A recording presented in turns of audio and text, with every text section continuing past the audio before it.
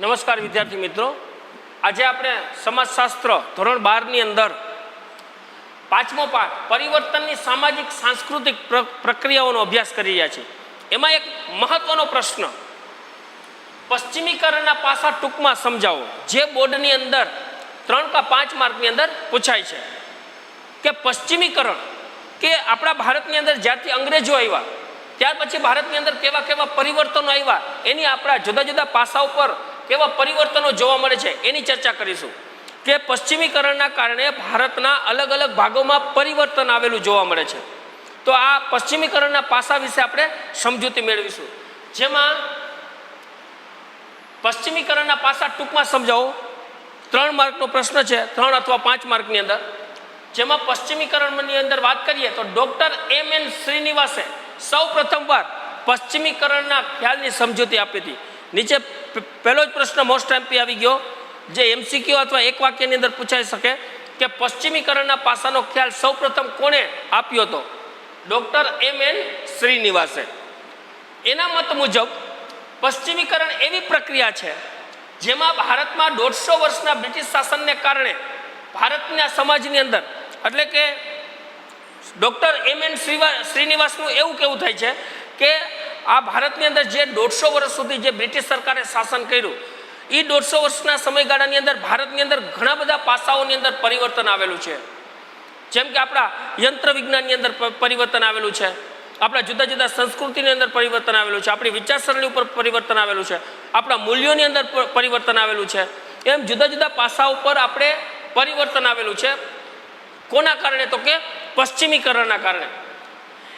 Doctor M.N. શ્રીનિવાસના મત મુજબ પશ્ચિમીકરણ એવી પ્રક્રિયા છે જેમાં ભારતમાં 150 વર્ષના બ્રિટિશ શાસનને કારણે ભારતીય સમાજ અને સંસ્કૃતિમાં યાંત્રિક, સંસ્થાકીય અને વૈચારિક અને મૂલ્ય સંબંધિત એમ વિવિધ સ્તરે પરિવર્તનો આવેલા જોવા મળે છે। એટલે કે આજે અંગ્રેજો ભારતની અંદર આવ્યા, તો અંગ્રેજો ભારતની અંદર આવ્યા એનાથી આપણા ભારતના લોકોને ઘણો બધો ફાયદો પણ થયો છે, કારણ કે નવી નવી વિચારસરણી, નવા નવા યંત્રો, સાધનો, આપણા મૂલ્યો, આપણી વિચારસરણી, આપણા જુદા જુદા પાસાની અંદર પરિવર્તન આવેલું છે। કારણ કે આપણા ભારત પાસે, ભારતના લોકો પાસે જેવી અવનવી વસ્તુઓ છે, એ અવનવી વસ્તુઓનો ખ્યાલ છે ને પશ્ચિમીકરણના કારણે જ આવ્યો છે। જો એ ન આવ્યો હોય તો નવી નવી શોધખોળો, નવી નવી વસ્તુઓ આપણે કદાચ જોવા ન મળત। અને એને મોટામાં મોટો ફાયદો થયો તો આપણી શિક્ષણ વ્યવસ્થા, અને શિક્ષણ વ્યવસ્થામાં ફાયદો થયો એના કારણે જ નવા નવા આપણા વિચારસરણી છે, એ નવી નવી વિચારસરણી આપણી પાસે આવી। એમાં પહેલો જ આપણે પરિવર્તન જોઈએ તો કૃષિ ક્ષેત્રે, તો કૃષિ ક્ષેત્રે જુદા જુદા કાયદાઓ દાખલ કરી નાખ્યા બ્રિટિશ સરકારોએ। જે આપણા ભારતની અંદર કાયદાઓ હતા એ કાયદાઓ બદલાવીને કૃષિ ક્ષેત્રે નવા નવા કાયદાઓ દાખલ કર્યા, એટલે કૃષિ ક્ષેત્રે નવા પરિવર્તનો આવ્યા। જેમ કે બ્રિટિશ શાસન દરમિયાન કૃષિ ક્ષેત્રે કેટલાક કાયદાઓ દાખલ કર્યા બ્રિટિશ સરકારોએ, કે જે આ કાયદાઓ હતા એ કાયદાઓ છે, એ કાયદાઓ આપણા પાસે હતા એમાં ફેરફાર કરી અને એના કાયદાઓ નાખી દીધા બ્રિટિશ સરકારોએ, જે પશ્ચિમીકરણના કારણે કૃષિ ક્ષેત્રે પરિવર્તન આવ્યું। દાખલા તરીકે 18મી સદીના અંત ભાગમાં જમીન માલિકી અને મહેસૂલ ઉઘરાવવા અંગેની જમીનદારી, રૈયતવારી અને મહાલધારવાળી વ્યવસ્થા દાખલ કરવામાં આવી। પહેલાં છે ને મહેસૂલ ઉઘરાવવાની વાત કરી, કે મહેસૂલ ઉઘરાવવાની પ્રથા છે ને એ અંગ્રેજોએ દાખલ કરેલી છે। એના કારણે કૃષિની અંદર જુદા જુદા કાયદાઓ નાખી દીધા। દાખલા તરીકે આખું ગામડું હોય, એ ગામડાની અંદર કોઈ પણ ખેડૂત છે એમ કે ભાઈ કેટલામાં તમે વાવેતર કરો છો, કેટલામાં ઉત્પાદન લ્યો છો? તો ભાઈ હું આટલા વિસ્તારની અંદર હું વાવેતર કરું છું, આટલા હેક્ટર જમીન ઉપર હું વાવેતર કરું છું, તો જેટલો વાવેતર વિસ્તાર હોય એટલું એને મહેસૂલ ભરવાનો, એ નવો કાયદો નાખી દીધો। એના કારણે નવા નવા ગામડાની અંદર જમીન સંબંધો સ્થપાણા, કારણ કે મારી પાસે જમીન જાજી હોય તો હું થોડીક ઓછી કરી નાખું, કારણ કે નકર જેટલી જમીન આવીને એટલું મહેસૂલ ભરવાનું। તો એ જ ગામની અંદર હાવ જમીન ન હોય એ જમીનવાળા થઈ ગયા, કારણ કે જમીન નાની જમીન હોય તો મહેસૂલ જમીન પ્રમાણે મહેસૂલ ભરવાનું। બ્રિટિશ સરકારે જમીન માલિકી અંગેના સર્વે કરાવ્યા। પહેલાં તો આખા ગામડાની અંદર શું કર્યું કે જમીન માલિકીના સર્વે કરે, ભાઈ કયો ખેડૂત છે એ કેટલી જમીન ધરાવે છે, એ કેટલા જમીન ઉપર વાવેતર કરે છે, કેટલી જમીન ઉપર વાવેતર થાય છે, એનો આખો સર્વે કર્યો। સર્વે કરી અને તેના આધારે જમીન મહેસૂલ નક્કી કરવામાં આવ્યું, અને તેના આધારે શું કર્યું? જમીન મહેસૂલ નક્કી કરવામાં આવ્યું। આ કારણે ભારતના ગ્રામ્ય વિસ્તારોમાં નવા નવા જમીન સંબંધો પણ સ્થપાણા. આ જે કૃષિ ક્ષેત્રે કાયદાઓ આવ્યા એ કૃષિ ક્ષેત્રે કાયદાઓ આવ્યો પશ્ચિમીકરણના કારણે. બીજું કે આધુનિક ન્યાય વ્યવસ્થા, કે ભારતની અંદર જે ન્યાય વ્યવસ્થા હતી એમાં પણ ધરખમ ફેરફાર કરી નાખ્યો. કારણ કે એના દેશની અંદર જેવા કાયદાઓ હતા એ બધા જ કાયદાઓ ભારતની અંદર દાખલ કર્યા. નવા નવા લશ્કરો, નવી નવી ન્યાય પ્રણાલીઓ, કાયદાઓ, રીતિ રિવાજો, નિયમો એ બધું જ એના દેશની વ્યવસ્થા પ્રમાણે ભારતની અંદર અમલ કરાયું. બ્રિટિશરોએ પોતાના દેશમાં અસ્તિત્વ ધરાવતા કાયદાઓ અને વ્યવસ્થાની રીતોનો ભારતમાં અમલ કરાવ્યો. એના દેશની અંદર જે નિયમો હતા, જે કાયદાઓ હતા એ બધા કાયદાઓ ક્યાં દાખલ કર્યા? તો કે ભારતની અંદર દાખલ કર્યા. લશ્કર અને પોલીસ દળોની નવેસરથી આધુનિક રચના કરવામાં આવી. નવેસરથી પાછું એને આખી ભરતી છે, આખી ભરતી પ્રક્રિયામાં ફેરફાર કરી નાખ્યો. પોલીસ દળોની અંદર, લશ્કરોની અંદર આ જે ભરતી પ્રક્રિયા હતી એની અંદર પરિવર્તન લઈ આવ્યું. પોલીસ દળોની રચના કરી, નવા નવા લશ્કરો ઊભા કર્યા. નવી કાયદાકીય વ્યવસ્થાઓ સ્થપાતા આધુનિક ન્યાયતંત્રની શરૂઆત થઈ. કે નવા કાયદાઓ આવી ગયા. એના દેશમાં જે કાયદા પ્રણાલી હતી એ કાયદા પ્રણાલી ભારત દેશમાં આવી ગઈ. એટલે ભારતની અંદર નવા કાયદા અને ન્યાયતંત્રની શરૂઆત થઈ. આપણે કેમ પહેલાં છે ને આપણે કોઈ પણ ગામડાની અંદર સમસ્યા હોય તો આપણે સરપંચ પાસે જતા, એ સરપંચ જે કોઈ પણ નિર્ણય લે એ માન્ય ગણાતું. પણ હવે એને આખી કાયદાકીય વ્યવસ્થા જ ફેરવી નાખી. પોલીસ દળની રચના કરી, નવા અદાલતોની સ્થાપના કરી, આખી ન્યાયતંત્ર છે આપણું ન્યાયતંત્ર બદલાવી નાખ્યું. તેના પરિણામે પરંપરાગત ભારતીય કાયદા વ્યવસ્થા અને રિવાજ આધારિત કાનૂન પર વિપરીત અસર થઈ.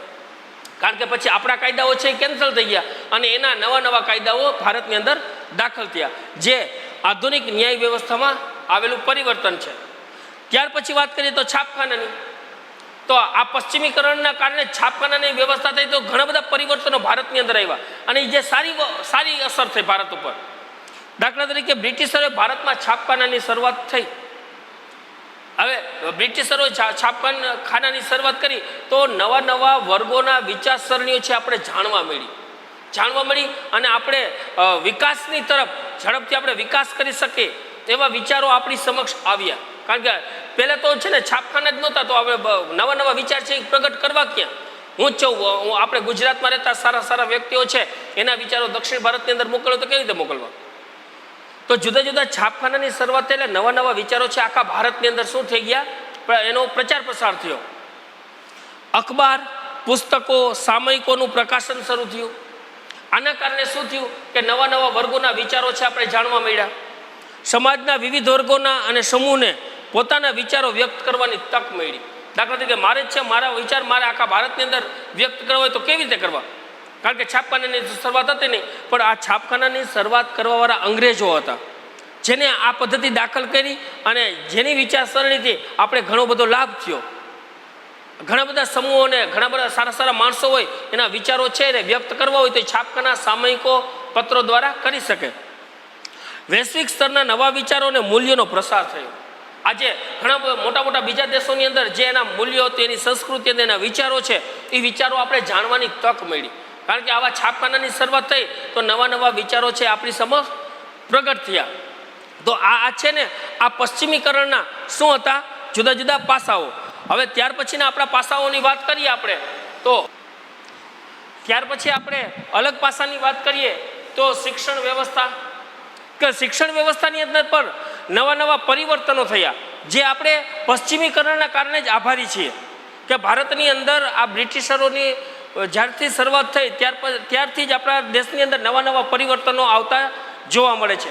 એમાં ખાસ કરીને સૌથી વધારે સારામાં સારી અસર પડી તો આપણી શિક્ષણ વ્યવસ્થા ઉપર, કે સૌથી વ્યાપક અસર શિક્ષણ વ્યવસ્થા ઉપર પડી. કારણ કે આપણા ભારતની અંદર શિક્ષણનો વ્યાપ બહુ ઓછો હતો, પણ ભારતમાં જ્યારથી બ્રિટિશરોની શરૂઆત થઈ ત્યાર પછી એને જુદા શિક્ષણની અંદર વધારે ભાર મૂક્યો, શાળા કોલેજોની સ્થાપના કરી અને ત્યાર પછી આપણા ભારતની અંદર એક ભણેલો વર્ગ, એક શિક્ષિત વર્ગ ઊભો થયો. આધુનિક શિક્ષણ વ્યવસ્થા શરૂ કરી ભારતની અંદર, જે આપણા ભારત માટે ખૂબ જ સારામાં સારી વાત કહેવાય. કે નવા વિચારસરણીવાળો વર્ગ છે ને શિક્ષણ વ્યવસ્થાના કારણે જ ભારતની અંદર ઊભો થયો. તો સારામાં સારી જો પરિવર્તનના પાસામાં સારામાં સારી બાબત હોય તો શિક્ષણ વ્યવસ્થા છે, જેમાં તમામ વ્યક્તિઓ માટે શિક્ષણની સમાન જોગવાઈઓ કરી નાખી. કે જેને ભણવું હોય, જેને શિક્ષણ લેવું હોય ફરજ બધાને છૂટ. બધા, કોઈ એમાં કોઈ ભેદભાવ નહીં, કોઈ જાતિ નહીં, કોઈ આમ કોઈ વર્ગ નહીં, બધા માટે સમાન શિક્ષણ. જેને શિક્ષણ લેવું એને છૂટ. 19મી સદીની શરૂઆતમાં અનેક સ્થળોએ શાળાઓ અને કોલેજોની શરૂઆત કરી. ઘણા સ્થળોએ એને સારી પહેલાં તો શાળાઓ શરૂ કરી, ત્યાર પછી ધીરે ધીરે કોલેજોની શરૂઆત કરી. એમ ભારતની અંદર શિક્ષણની શરૂઆત થઈ. કોના કારણે? તો કે પશ્ચિમીકરણના કારણે શિક્ષણ વ્યવસ્થાની અંદર પરિવર્તન આવ્યું. સમય જતાં ગ્રામ્ય વિસ્તારોમાં શિક્ષણની અને ધીરે આ શહેરોમાં તો શાળા અને કોલેજોની સ્થાપના થઈ, પણ સમય જતાં ધીરે ધીરે ગામડાની અંદર પણ શું કર્યું? શિક્ષણ વ્યવસ્થા શરૂ કરી અને ગામડાની અંદર પણ જુદી ગામડાઓની અંદર શાળાઓ શરૂ કરી. જેમાં સમય જતાં આપણા ભારતની અંદર નવા મૂલ્યો, વિચારોનો પ્રચાર પ્રસાર થયો. કારણ કે એક ભણેલો વ્યક્તિ છે, કે ભણેલો વ્યક્તિના વિચારો છે એ તમને ખબર છે કે સારા જ હોય. આપણે જે અભણ માણસના વિચારો અને ભણેલ વર્ગના વિચારો, તો આપણે વિચારસરણી છે એ વિચારસરણીનો પ્રચાર પ્રસાર થયો. કારણ કે નવો વર્ગ ઊભો, ભારતની અંદર નવો વર્ગ ઊભો થયો, શિક્ષણ લેતો વર્ગ ઊભો થયો. 1975માં તો મુંબઈ, કલકત્તા અને ચેન્નઈ જેવા શહેરોની અંદર યુનિવર્સિટીઓની સ્થાપના કરી અને ત્યાર પછી કોલેજોની ઉપર યુનિવર્સિટી. તો જુદા શહેરોની અંદર 1875માં મુંબઈ, કલકત્તા અને ચેન્નઈમાં યુનિવર્સિટીની સ્થાપના થઈ અને ઉચ્ચ અભ્યાસ માટે પણ લોકો છે પ્રેરણા અને શરૂઆત થતાં ઉચ્ચ શિક્ષણનો વ્યાપ વધ્યો. હવે તો કોલેજ ઉપર બધા માણસો માંડ્યા ભણવા. કારણ કે ભારતની અંદર શાળા, ત્યાર પછી કોલેજો પછી યુનિવર્સિટીની સ્થાપના કરી અને યુનિવર્સિટીમાં જાઓ વર્ગ છે એ વધ્યો. આમ શિક્ષણ વ્યવસ્થા ઉપર અસર થઈ. નવી વિચારસરણી, નવા વિચારો અને સિદ્ધાંતોનો અસ્તિત્વમાં આવ્યા. કારણ કે એક તો શિક્ષણ વ્યવસ્થાની શરૂઆત થઈ એટલે આપણા ભારતની અંદર નવા વિચારસરણીવાળો વર્ગ ઊભો થયો. જેમાં શ્રીનિવાસે સૌથી વધારે ભાર મૂક્યો હોય તો માનવતાવાદ ઉપર. માનવતાવાદના વિચારો સૌથી વધુ મહત્વ ધરાવે છે એવું શ્રીનિવાસનું કહેવું થાય છે. કારણ કે માનવતાવાદ છે ને હંમેશા બધા વ્યક્તિઓનું કલ્યાણની વાત કરતો હોય માનવતાવાદ. એટલે સૌથી સારામાં સારી બાબત છે ને માનવતાવાદ છે. માનવતાવાદનો વિચાર બધા વ્યક્તિઓના કલ્યાણની વાત કરે છે. માનવતાવાદનો સ્વીકાર થવો ને એ સારામાં સારી બાબત. કારણ કે માનવતાવાદ કોને કહેવાય? કે માનવતાવાદ છે એ બધા વ્યક્તિઓની કલ્યાણની વાતો કરતો હોય. એટલા માટે સૌથી વધારે શ્રીનિવાસે છે એ સૌથી વધારે મહત્વની વાત છે એ માનવતાવાદ ઉપર ભાર મૂક્યો છે. ત્યાર પછી જ્ઞાતિ, સ્થિતિ, ધર્મ, ઉંમર, જાતિનો ભેદભાવ વિના આ માનવતાવાદ છે એ બધા લોકોને કોઈ પણ જ્ઞાતિ, જાતિ, કોઈ પણ આર્થિક સ્થિતિ, કોઈ પણ ઉંમર, જાતિ એના ભેદભાવ વિનાનો એનો સ્વીકાર કરે છે. માનવતાવાદ એટલે કોઈ પણ જાતના ભેદભાવ વગર, એને જ માનવતાવાદ કહેવાય.